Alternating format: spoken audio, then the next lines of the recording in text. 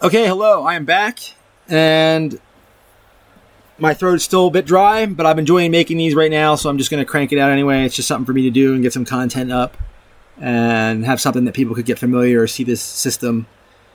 So I'm back with this fourth video on the game circle. This is the circle connected to the academic circle. Here's the original circle. There's 8 videos up on the channel about this or so. At the point, I may make 1 or 2 more. And then we built this, or I built this, formal we, but I built this game version off of the academic version. And we talked about how we copied the elements over and how there's the classes and the species and what stats they use. And then the last one I finished off starting to talk about hills and where these land types come from and what are they out here. And I created a board game and off this universal system that was a hybrid type game that tried to incorporate cards and dice and chips and pieces and in that game I have a world that's on the board game, that's on the map of the board game, and that world has 8 regions or 8 zones in it, however you want to think about it. And each one I wanted to associate with a land type, just out of fun. As if this planet or whatever this world is had 8 different types of land kind of types.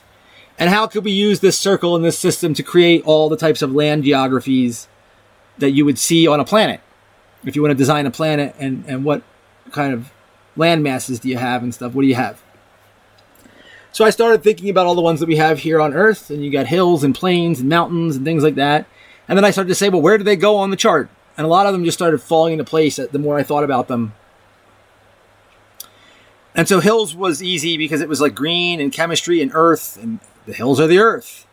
And it's strength, and it just seemed to fit over there. I said, okay, hills is somewhere over on this side. And then I knew that the water had to be connected to some type of water function on the planet. Rivers or lakes or oceans. And in a sense, it's better if you wanted to call this area rivers, lakes, and oceans, down here, that would make a lot of sense, and that's fine too. But for the sake of creating land and land masses, I said, okay, we're just going to talk about what type of land types there are, not necessarily the ocean as a land type. So in a sense, down here, ocean or river or something might be or lakes would be kind of they would go down here too, definitely, if you wanted to put them anywhere. But as land masses go, I thought more of the land itself was just like a water land is a tundra. That's the only real water land that there is. It's all the snow that's frozen, and technically it's a desert, which is one of these correspondences again. We didn't get to desert yet, but it ends up being opposite of desert. Because if you connected it behind the circle in the back, you'd kind of make sense that a tundra is a desert, or up at that level. But it's kind of the wet desert, to be oxymoronic. It's the wet land mass, is the frozen ice shelves and things like that. So I ended up calling this, instead of calling it oceans and lakes and rivers and stuff, I just called it tundra to represent the land mass down here for the water land mass. So we have hills and tundra. I'm going to come back to valleys here in a minute. And I knew mountains had to be one of them, and desert and plains. Those seemed obvious to me. But then it was like, well, where do I put them? Well, or islands. Islands had to be the other water one. I said, I have all this water down here. There has to be something more based with water. And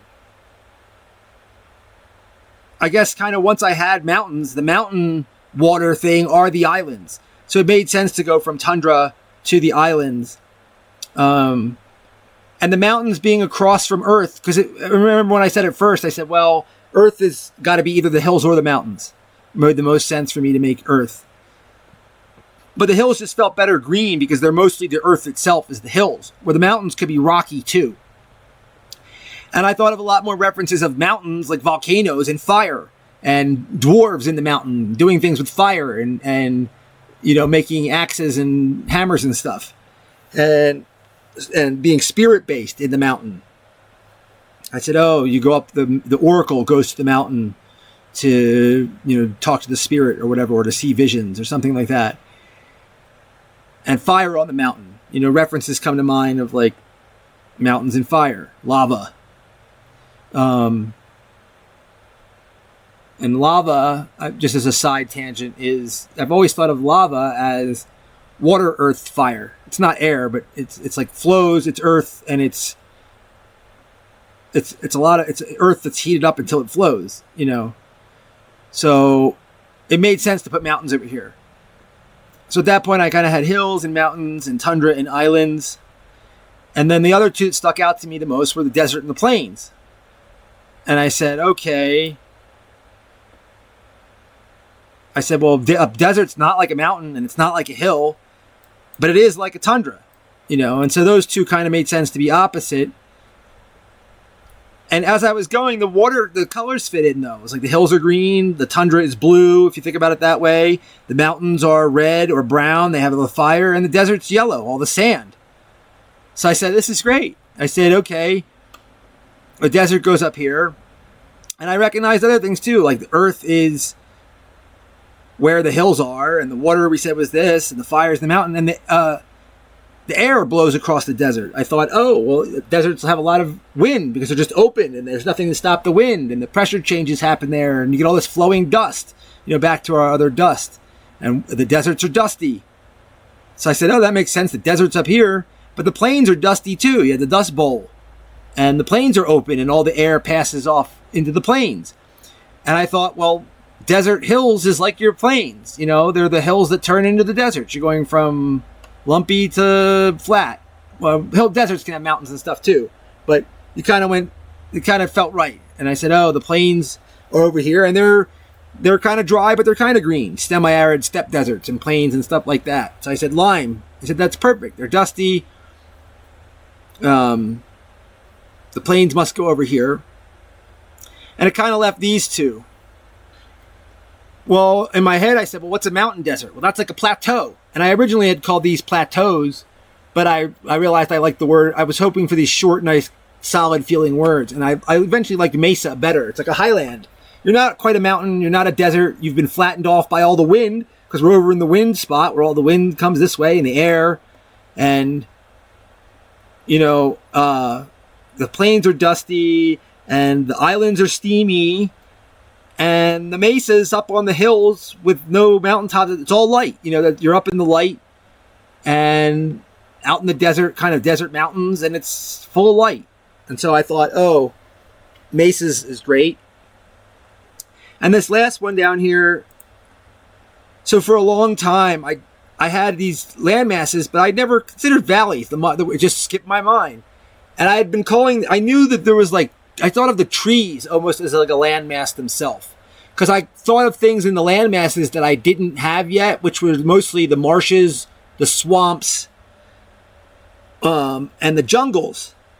And yeah, they're plants on the land, but it just felt like its own land type to me too, to have a marsh or a jungle or a swamp. So where's the swamp? I don't really have a swamp here. But I knew that swamp and marsh was like a water, and I was left with a spot for something here down in water. And it was kind of like the water makes all the plants grow, and the trees are all the plants. So for the longest time, I kept calling this area tree lands. So it was just the tree lands. So if you look at my old pictures, you'll see a lot of stuff that just says tree lands down there. But then I realized, eventually I was like, you know what?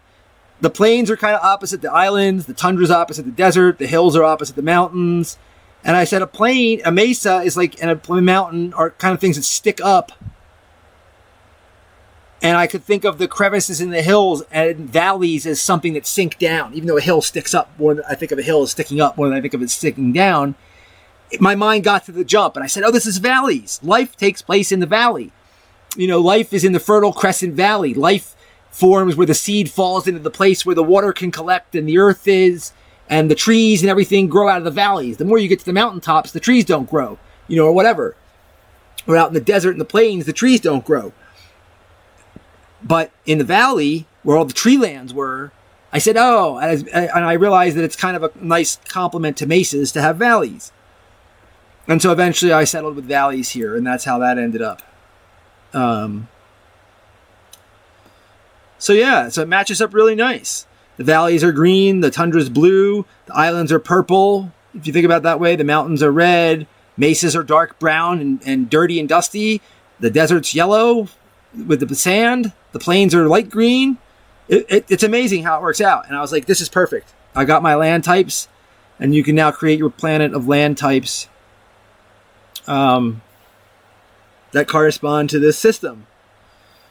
So I could stop here at 10 minutes and just make this a short finish because I'm kind of done this system here, and I don't know what else I want to say about it at the moment.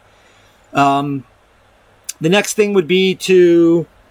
I don't really have much more to talk about these until either people watch them or I get feedback, or I just kind of put them up here for posterity's sake or for my own interest or for anybody else who is interested. But I guess this was the main system. My goal was to explain the system and give the basic 2 things that I use to build the system. After this, it's only for anybody who would really start to get interested into something like this or take an interest in this particular system.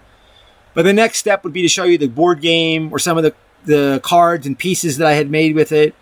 I could show you, and I think I'm going to talk a little bit more about this next chart here.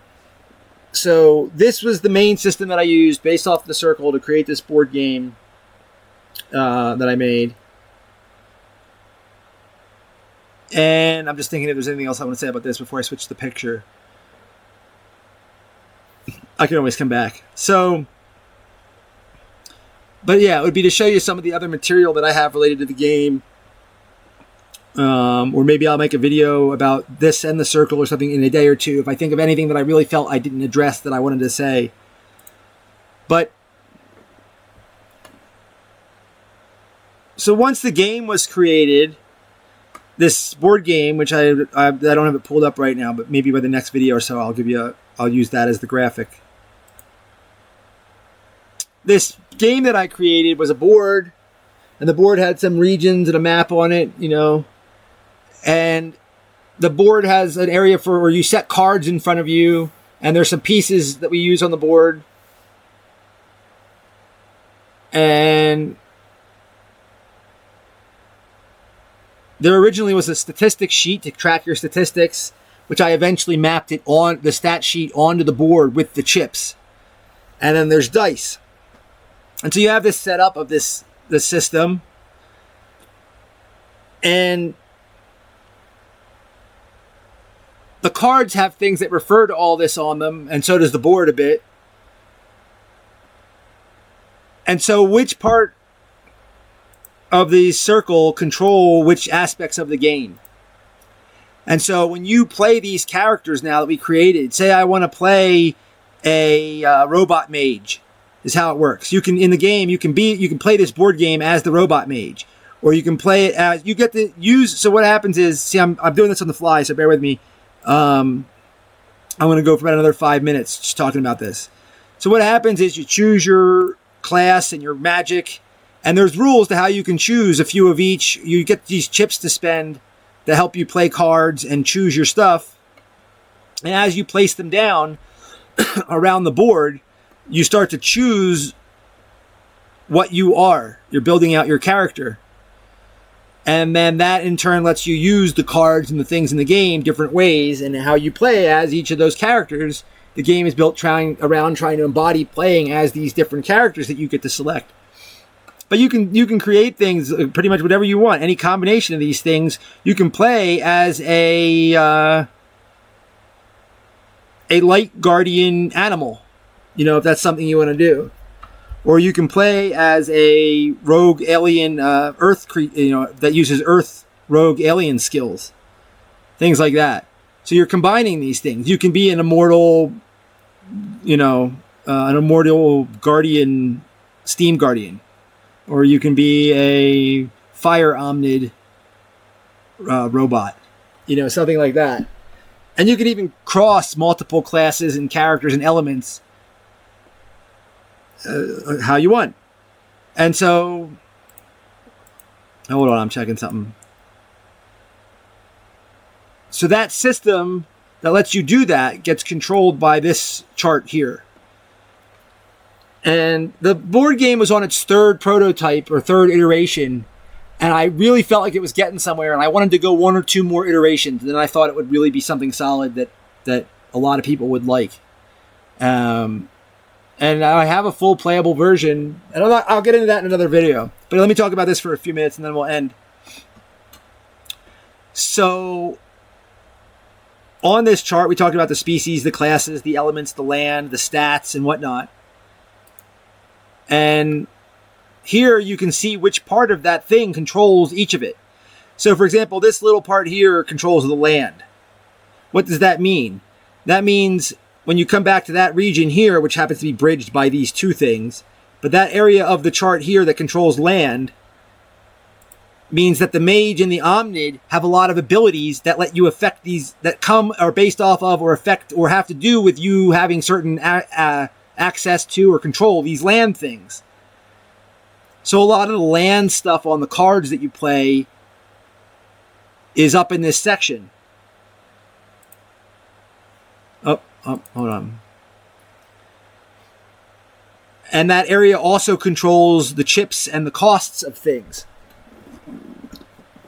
So,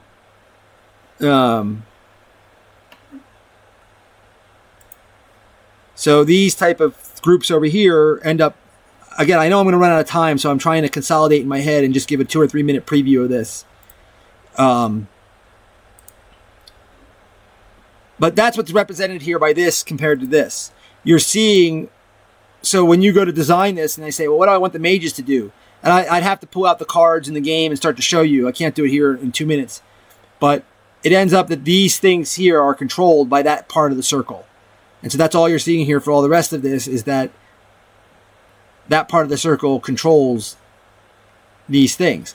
So the species is obviously has to do with the plants and the animals and the life. So it makes sense that this part of the stuff over here ends up life. A lot of this stuff over here controls the species aspect of the game.